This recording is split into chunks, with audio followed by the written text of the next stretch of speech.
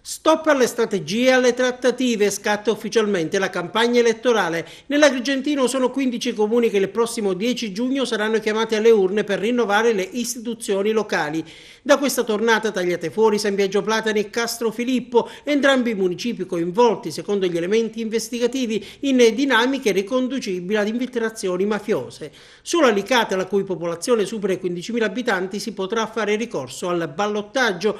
In corsa per la carica di sindaco ci sono Annalisa Gianchetti per il Movimento 5 Stelle, Gianluca Mantia con la Civica Licata, un bene comune, Pino Galanti appoggiato da 5 liste e Annalisa Tardino sostenuta da 2 liste.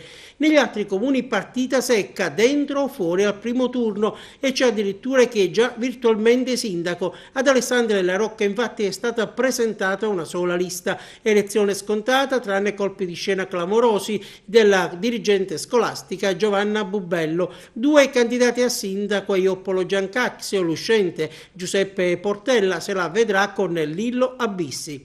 A Grotte il successore di Paolo Fantauzzo, che ha deciso di fare un passo indietro, sarà Dino Monreale o Alfonso Provvidenza. Anche a Sant'Angelo Muxaro il sindaco uscente Lorenzo Alfano non sarà della partita, si contenderanno lo scranno più alto Angelo Tirrito e Maurizio Castaldo. Anche Vincenzo Lotare sta ai box, a Menfi in campo Ezio Ferraro, Marilena Mauceri e Ignazio Perricone. Sfida a 3 pure a Castro Filippo, si tratta di Riccardo Serravillo, Franco Badalamenti e Antonio Sferrazza.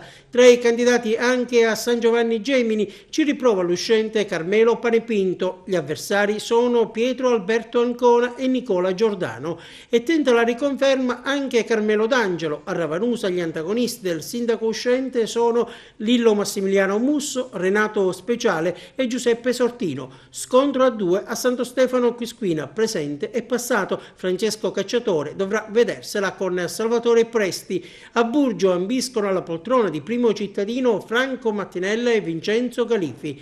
Anche a Sambuca l'uscente ci riprova. Leo Ciaccio dovrà misurarsi con Baldo Gigliotta. A Calamone ci corsa 2 Rosalba Navarra e Pino Spinelli. 2 i contendenti anche a Cianciana, di fronte Francesco Martorana e Salvatore Sanzeri.